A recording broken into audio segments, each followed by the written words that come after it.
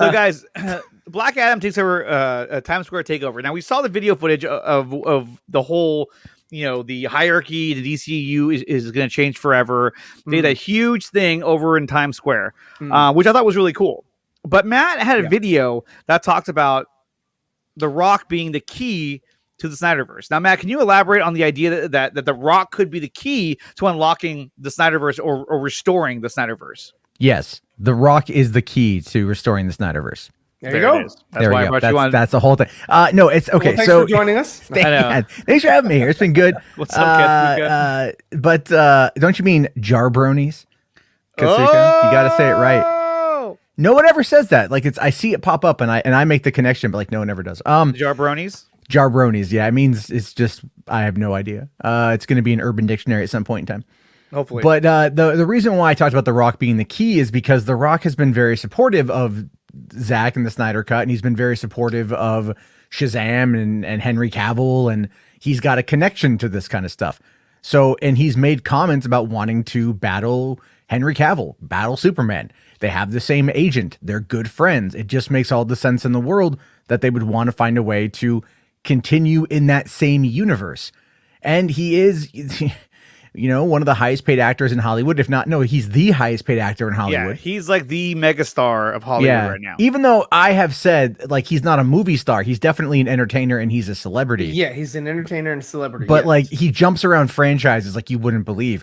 And he's always trying to find his franchise. And he's been, he's been signed to Black Adam since 2007. 12 years. 2007. Yeah, 12 years. So like, this years. is the one he wants. And so he's Jarbo got...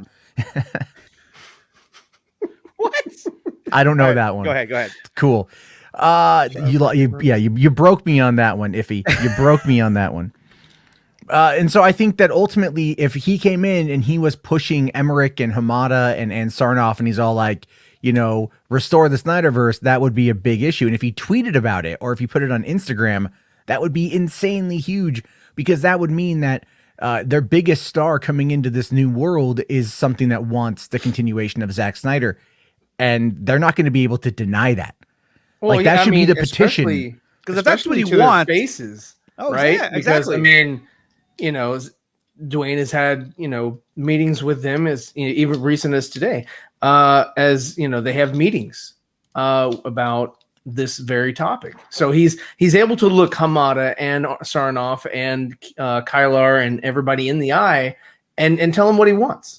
And so, yeah, I mean, I'm on board with what Matt's saying. I do agree with that Dwayne is very vocal about wanting to be a part of this universe because he wants to attach himself to a success. And especially after the Justice League, that's a huge success.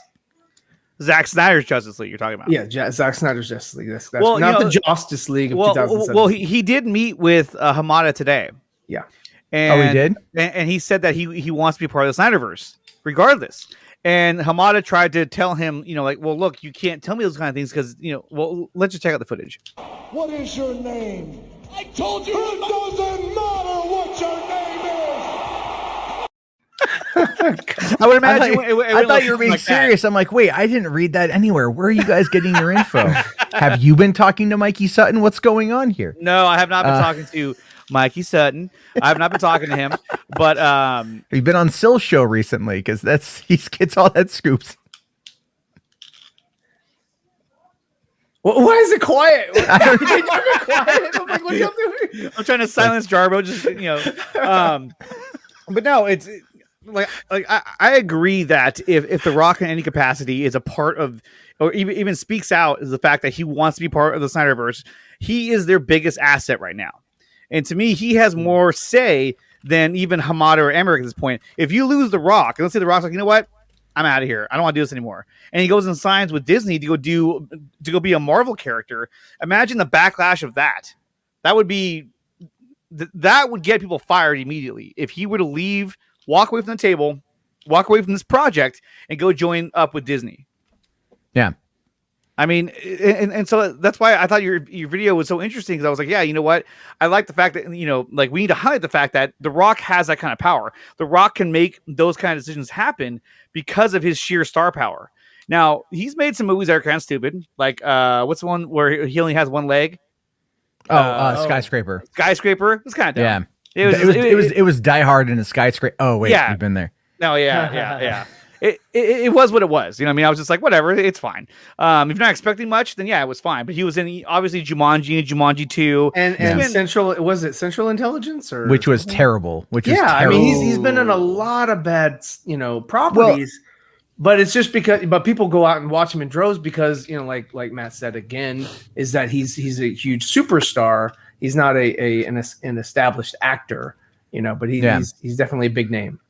Yeah, no, definitely. And Aaron was asking over here that do you think I think Black Adam will most likely be in Shazam 3. I think at this point they're kind of setting it up for him to appear in Shazam 3. I always felt that he should have been the villain in Shazam Part 1.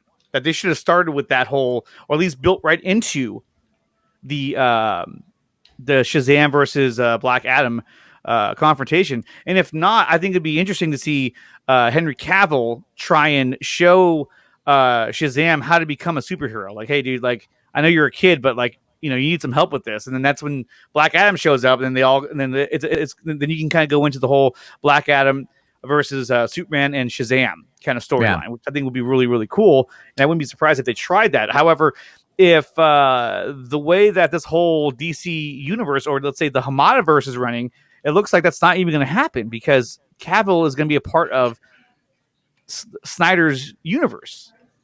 Unless they somehow can separate that. The thing is they can't separate it. They can't separate it. And I did say, I don't know if I said it last night in my rant, but like with the fact that JJ, who has wanted to do Superman before, is not doing Kal-El, but is doing Val Zod, supposedly. Right. Yeah. Then that would show that Superman is still in play. And I think, like, look, the fact that Warner Media still hasn't come out with any numbers on the Snyder Cut officially, that tells you that it did better than they want to admit, that they want to admit. Because if it was bad, if it bombed, they would come out and they'd go, no, it did, it didn't match up at all with Wonder Woman. They'd be quick to throw it under the bus. Yeah, and they haven't thrown it under the bus. And that, of course, is the key factor here. So, yeah, what they need is, like, look, you can have Zach say, because Zach is, let's be fair, behind, kind of once again behind the scenes, kind of handing out, orders, right? He's kind of issuing orders because he was kind of doing that before. He was the one who was fueling the fire for all of these years by teasing and teasing and teasing and letting other people kind of run with it. And here, he said before the movie came out, they don't want to work with me anymore. They don't want to, they don't want to keep this going. This is kind of a one and done. He said those things. Yeah. And then fans are just like, no. They don't want to believe it, but he kept saying it. But then he's on Vero, like, keep watching. And I'm like, what's your messaging? Like what are you doing? Do you think people aren't watching Vero? Like, I'm frustrated by the confusion that I feel Zach is doing. It's like, I think he is, if it's done and it's dead, say it. You know what I mean? Say it. Well, and Sarah kind of tried to say that. She did. And it blew up in her face. But according to who did it blow up in her face? According to the millions of tweets that were put out, the 1.5 million, Matt. I mean that's huge. That is huge. But at the same time, I'm gonna be the pragmatist here, right? And that never wins me any friends. It's not hard to get a tweet bot. But that's why we like you, Matt. That's why we like you. And I've said, and I even showcased on my own videos that there were people that were going around and using sock puppet accounts to try to discredit any more action in the Snyderverse. It was like one guy, 3 different accounts, all the same comment, posted like within a minute of each other, and then those other accounts are commenting on other threads as well. So people are out there running a disinformation campaign. And we don't know if every single one of those Restore the Snyderverse tweets are going to be pro it. Now, again, social media wise, that is one thing that pushed with the release of Snyder Cut movement. So I wouldn't be surprised if they are taking note of that. And I'm not saying stop doing it. What I'm saying is, we need the data. The data is the key, because with that, then you can know what's Lois Lane. No, well, yeah. Sorry, right. We gotta find a way to boom tube and stop him. Get that right. Oh my God, you guys. Anyway, but I'm saying the data is important. Not cool. Not cool. No, but that's what the chat's saying right now. fine. That's But fine. the data, like you're saying though, Matt, but the data's all over the place. It's not just they don't have. It's not just one platform that they're using that they're pulling from. This is data that is going to take at least a quarter to amass, accumulate, and then sift through or organize. Well, it's not hard to look at the streaming numbers and to have an accurate count. Sure, yeah. You know what I mean? Yeah. But when it comes to the PVOD, where it was streaming outside of the United States and things like that, that data is already accumulated. When I worked for the theaters, every single night when I was a manager, I'd have to call into Rentrax and give them our data every single night. Every theater sends off data, their numbers every single night. These companies have up-to-minute dates. They have up-to-minute analytics. So this whole like hiding out nonsense, it doesn't hold any weight because the data is there. It's all right there. They know it. They said 3 days after Wonder Woman, how many millions of people watched it? They came out and they said 6 million people watched it on HBO Max. True. They were all over the numbers, but they were all over it then. We can't count these numbers. So I don't know. It's too many numbers to count. I can't count all of these numbers. Somebody needs a computer over here because I don't know how to put these numbers together. Come after me. I'm a man. I'm 40. It's like they're getting frustrated at each other. Like, come on, you got a problem? I can't figure it out. But no, it's ridiculous. Yeah, and get over here. She's going. That's the thing. That's the thing is like people, you got to like demand the numbers, and the fact that they haven't said anything yet, and I've seen no trades start asking those questions either, because they want to protect the studios because the studios are their bread and butter. Exactly. So they want to do that. So it's up to the fans to keep pushing 100%, which is why focus your efforts, dude. Using just the hashtag, target that hashtag and tag The Rock in it. All right. Tag The Rock in the hashtag. Restore the Snyderverse and then hashtag The Rock. The Rock. That's what you got. You got to do it. No, you got to do it because the thing is, The Rock will pay attention. The Rock will absolutely pay. His team will pay attention. Like they'll be like, "What's going on here? Like you're getting tagged in a bunch of this shit." Some weird 39-year-old fat ass from Washington is talking about you, saying you're the key. What does that even mean, Dwayne? I don't know. Can we sell tequila? Can we sell tequila? Can we sell our energy drinks? Let's do it. You can probably bounce a key off my head. It's like, but the thing is that's the truth of it. The fans, like, they did well with the release of the Snyder Cut because that was something that was already made. Yeah. It was already shot. It was tangible. It existed. It just needed money and time to come together. Now we're into let's make something appear that is not yet crafted. Right. And so that's yeah, and so now it's going to be the new contracts with the actors because it's probably going to end up becoming a miniseries or a limited series, which just makes the most amount of sense. They're going to have to do that. They're going to have to find a way to bring the money in because it's going to have to be a co-production from Warner Brothers.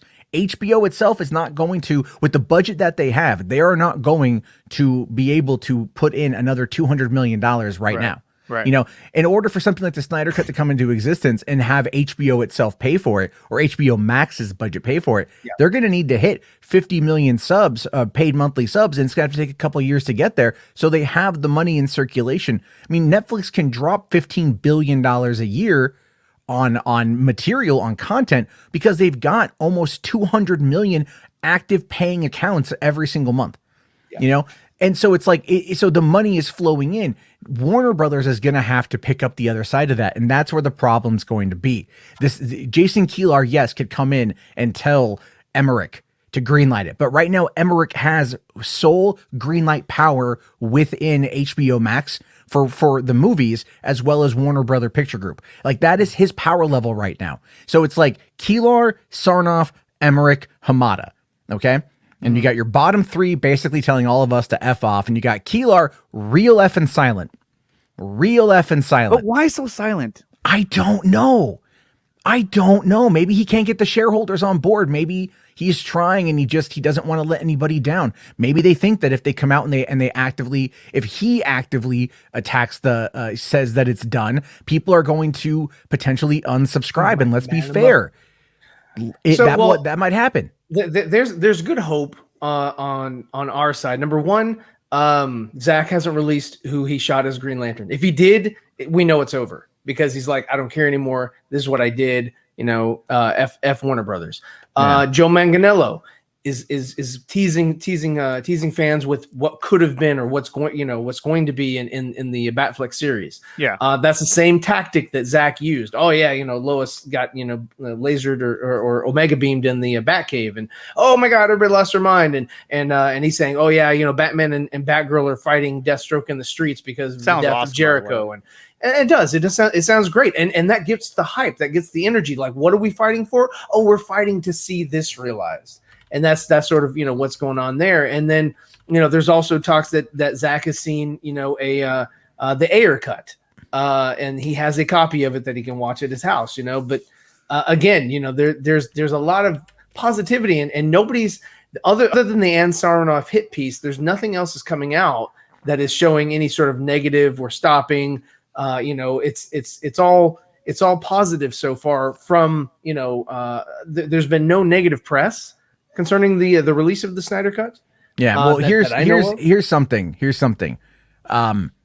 When are the quarterly reports? Right? Got to think of it like that. I mean, that's got to be soon, right? That's actually April 22nd at 7 a.m. Eastern Standard Time, Thursday, April 22nd, 2021. Yeah. AT&T's first quarter 2021 results will be released. And then at 8:30 a.m. that same day, so at 5:30 a.m. Pacific, they will host a conference call to discuss the results. So I would argue that to some extent, April 22nd, which would be a whole month after the Snyder Cut came out, that it would probably be when we will get the data and when we will get any kind of significant announcements. I would assume I agree. A month from now, at least, we will get some kind of response about what's happening with this whole Snyderverse. Yeah. There's no way that they can hide it after the quarterly earnings. There's no way. Yeah. They can't because they have to, at that point, they're going to have to talk about it because that's their big push. Okay, we got Ann Sarnoff in the chat, Matt. Oh my God. Did you get my my cameo request to say restore the Snyderverse? And if you're reading this now, Matt Jarbo has confirmed that # release the Snyderverse was a success. So you need to start listening up. Yes. But I really think that's going to be the day. It just seems to make a lot of sense because it's coming up so quick, and they also are going to want to be able to tout the subscriber numbers. Remember, that's the other factor here. So they said originally that 4 million people signed up for HBO Max for Wonder Woman 1984, and then that put it to 12 million total users. Half of which, so 6 million, were who watched Wonder Woman 84 in the first 3 days. I don't know why the hell they just didn't say 6 million. They used some really weird workaround math to make it seem like bigger than it was. It might just be because they figured that was a low amount, considering that Netflix will come out and say, yeah, the old guard played in 96 million households over the course of the first week. And HBO's like, well, we have Wonder Woman. 6 million isn't bad, guys. It's not bad. It's not bad at all. Right? Never mind the fact that 27 million eligible accounts for HBO are not going over to HBO Max. Never mind all that nonsense that they should be really trying to figure out. So again, the whole thing is the whole house is still a mess. It launched a mess. A year later, it's still a mess. It's a bit better now. But the other thing too with the data is that they also said that following a month after Wonder Woman came out, right, 2/3 of those 4 million new people maintain their membership, right? So only 2/3. Only 2/3 of 4 million. So it's, it's what, 2.5 mil, 2.7 mil, somewhere in there, right? Somewhere around there. And I'm sure since then it's gone up even more because you got Godzilla versus Kong coming out this Friday, which Mortal Kombat Wednesday, yeah. Wednesday, oh yeah, yeah. And I can go see it in theaters on Wednesday, and I'm really tempted to because I just want to see that on the big screen. But that's one of those ones where you really want to see it in the theaters. Yeah, and then come home and watch it again, and come watch it again on HBO Max. 100%. I would have done that with the Snyder Cut. Phone. Yeah, I would have done that I would have done that with the Snyder Cut. I would have gone and seen it in the theaters easily, and then come home and watch it again.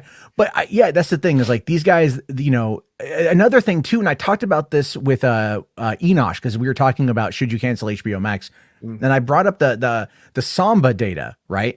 And the Samba TV data wasn't entirely accurate. That people were running with those numbers. Not only that, but we don't know if what they were looking at was like the amount of minutes watched or the amount of like how many of those people who watched the Snyder Cut finished it, or like how many came in and were actually new subscribers versus old subscribers. I mean, there is so much here that we don't know, and so many people have absolutely jumped the gun in regards to that, you know?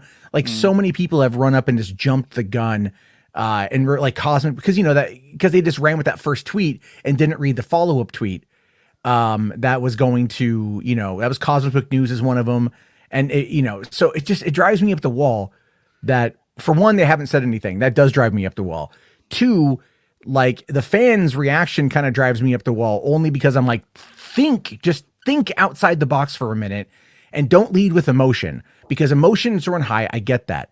And you can't in these situations run with emotion, because that's going to give people an opportunity to bring up that toxic fan bullshit, or like, was it Snyder Cut fans are going out now and downvoting Godzilla versus Kong? Well, they shouldn't be that doing might that. not be Snyder Cut fans. 25. It was 25. It was 25 out of 1.5 million people. I mean, yeah, I agree, but it's so not a thing. Yeah, it's nothing. It's nothing. But all it is just something to point out and something to magnify and say, look, this is what that fandom is causing. But in the grand scheme of things, it doesn't mean much. No, it doesn't mean shit. It doesn't mean a damn thing. And all of these people are running with it. And the thing with it is, though, is they run with it because they know that it triggers you, because they know they can use it as a way to get clicks and views from people who go that are pissed off about it. And then that might lead some people to then act upon being angry. And then they can point to that and go, see, we told you, they're all freaking haters. They're just toxic, like those idiots in the corner like to say constantly, because one person said a mean thing about him on Twitter. It's all victimhood.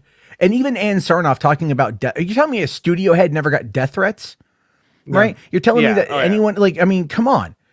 This is Hollywood, for crying out loud. Like, how many times grow a backbone, You gotta, I mean, like, I get death threats pretty frequently. Yeah, bitch. I've had them written and mailed to my home. That's even worse, because then it's like, they took the effort. Yeah, they took. I mean, well, to be fair, I kind of find I'm a little bit impressed on that one, to be honest. You're like, wow, they actually hand wrote it on a postcard and they mailed it. Cool. It's like an I Love California postcard. It was from Pittsburgh, actually. It was from Pittsburgh. But like, who'd I piss off in Pittsburgh? Jesus. But what I mean, the whole notion here is like, look, when you work in the entertainment industry, people say shit constantly. They constantly say things. All right. I'm not dismissing death threats or toxic behavior. Right. But you have to look at it from the aspect of like, let's say, for example, like, does the fandom menace speak for all the Star Wars fans? Hell no. No. And no one would ever in their right mind say the hell, even they won't say it, but no one would believe that. Right? I think deep down inside, one of them does feel that way. Well, yeah. I mean, he probably won't say it. He won't say it. But, yeah, a few of them do, but a few people compared to millions of others. It's such a non-issue. It's a non-issue. That they have to just make it this attack. And if you notice, that has also kind of been the focus been. Like, that was the thing with like that Esquire article, right? Where they interviewed Zach and they start talking about like the toxic fandom, but they never give any actual examples of it, like that really pissed me off, because I'm like, where's the examples here? I can point to D-bags in fandoms. I can point out tweets and comments that they've made. That's not a problem. I catalog a lot of that stuff. And I'm sorry, but like, did they ever once, pull, George Lucas aside and said, what about those toxic Star Wars fans? It's like, George would have been like, I have no idea what you're talking about. Well, actually, after Red Tails, he did say like, that was, he's like, why would I make these movies? They hate me. So the toxic fans that got, because the thing is, it's not necessarily, it's always like death by 1,000 cuts. Let's be fair. Okay. Right. Like 1, 2, you can just kind of rub it off, whatever. When you get like 1,000 people, it does start to feel, even though that's a minute comparatively speaking to the rest of the world, or even who's on Twitter, it can feel like it's a lot. And people out there like to really blow up that kind of stuff. But at the end of the day, you know what? Just, man, like if they don't have your home phone number and they're not like calling you or writing you stuff, just like log the F off, walk them away. Like, you can change your settings on Twitter to not see certain things, right? Like, I will fully admit, when people started pushing the Us United hashtag, I muted the hell out of that thing, because my timeline was full of nothing but that for like a day. And I'm like, I can't operate with this, you know? And I'll be open about like, I believe in it, but I'm like, I'm going to mute the hell out of this shit because it's like, it's clogging up my view. And that's the whole point. You can mute accounts, you can mute words, you can mute phrases, you can mute whatever you want, and you can make it a much better experience for yourself. But everyone wants to just be a victim, man. Like, and that's the whole thing that sucks. But see, that's what I don't like is the whole victim mentality, especially when it comes to social media and on YouTube, especially is that people try to kind of exploit the whole I'm a victim to try and get money, super chats, views, subscribers, clicks, everything. And it's sad. It's very sad. So real quick, I know you have to go really soon, Matt, but let's take a look really quick at this. There was some data that was put out today that I want to share with you guys. Let's take a look. Okay, so here is the tweet from Bloomberg. It says AT&T HBO Max had the biggest increase in video streaming last week as viewers flocked to its recut version of the superhero epic Justice League. And then we go into that, and it goes into the numbers down here. And there's some verbiage, too, but I'm not going to read all that. Yeah. Okay. Oh, God, go away. It says your like, monthly limited free content is about to expire. Stay on top of historic market by... So I'm just looking at all of his tabs right now. I'm looking to see what's open. It's all Twitter. You can't read them all. You're good. Usually Twitter. I wish I can get rid of that so you can't see all that, but I don't know how to do that. Anyway, so you can see on here it says for the week ended in March 28th, downloads of the HBO Max app rose 64% for the top increase. DAZN and app downloads show the biggest decline. Okay, so here it is right here. There's HBO Max, and here's your app sessions, 119 million at 1.48, almost a million and a half downloads, right? Compared to everybody else. Now, granted, I mean, look, some of these were already downloaded on other people's computers and devices as it is. I mean, we're talking about Netflix, Disney Plus, Roku. You know, some of these are already on the devices, so you're not going to see a huge increase in that because they already existed on the device. But at least it shows that it made an impact for HBO Max in terms of look at how many downloads they got. Yeah. Well, I mean, look at the 64% change. Yeah. You know, like. It went up quite a bit. So that's really good. I mean, and that would be the thing people are flocking to go and see. Because a lot of people, they're not going to be early adopters. Let's be fair. A lot of people out there are not. They're just kind of, whatever, you know, like they're going to come in when the time is right. And I think, you know, I just, again, like I said, they got to show us the data here. I think at this point, I'm just going to be honest. I think we deserve to see those numbers. I think we deserve to know that information. Because I don't want to come across as sounding entitled, but at this point, it's like they're causing so much confusion and animosity to some extent. I mean, even Ryan, like you were after the interview, you were like, "I'm out." You know, dude. I'm to the point where I'm pretty jaded. You know, and that's kind of my sort of same feeling with Star Wars happened. Is just like I just got jaded by it. I'm like I'm not excited for it. If it whatever comes out, I'll watch it. Like the Suicide Squad, I'm not as excited as I would be if they would just like go ahead and let him do his thing. You let him do his thing. I will fully support you. And watch whatever you have coming out. Just don't crap on something that is clearly well received, and just because of personal feelings about it. Exactly, but that's what it comes back to is that when you're running a company, running a studio, running any business, you base it upon what does your customer base want? What does your customers want? They want the Snyderverse, but yet you're saying I don't want to give that to you because that wasn't my idea. So not to pimp my own stuff necessarily, but when I was researching Man of Steel, BVS, and the Snyder Cut for Podio commentary episodes. What I looked into the numbers. And what Podio commentary is, they're a podcast that you listen to when you're on the potty. All right, go ahead. That's accurate. Yes. Thank you. It's actually called The Shitter. The shitter, yes, the John. That's the other. I don't know. Long Johns for your. I don't know. I have no no joke for that. All latrines shall be known as Johns. All right, go ahead. And so I love that movie. But the thing is, like, so if you look at it, right, like Man of Steel pulled in, the most money, or not the most money, but it did pretty well for 2013. It did very well with promotional tie-ins as well as home video sales. BVS did 857, right? But it had a terrible Rotten Tomato score, and it had a bad word of mouth, and it still pulled in, 857 million. We an 80 million in video sales, but we don't know what it did digitally, even though it released a month early digitally. So we don't know what that data was to talk about how much money it made there. Justice League just crashed and burned across the board. And then again, look, the theatrical of BVS and the theatrical of Justice League, they both were meddled with by the company. And in the case of Justice League, it was outright torpedoed by people like Kevin Tushihara and Jeff Johns and stuff. And so as a result of that, they just lost money. And I think that's what they're looking at here. They're looking at like the connotation, right? The fact that Man of Steel and BVS and Justice League all kind of like have this stigma around it, so to speak. And that's what I think they're afraid of, like average people not wanting to go down this pathway. But you can't deny the success of the Snyder Cut and the success of the online movement. I mean, that's all anyone talks about. Even that limited run that they just did of BVS, the remastered edition, sold out within just like what, 12 hours. I mean, it flew. It was a limited run, but I mean, it sold out for the copies that they made. And if you want to buy it, yes, read it. Yeah, I mean, they just what is it? You can order it right now and pre-order it, but it won't ship for like a month on Amazon before they can get another reprinting it. It's not even in stores. Not even in stores. And I'm like, what are you doing? Like BVS was #1 DVD and Blu-ray sales for 5 weeks in the summer of 2016. Between the two of them, 5 weeks it was #1.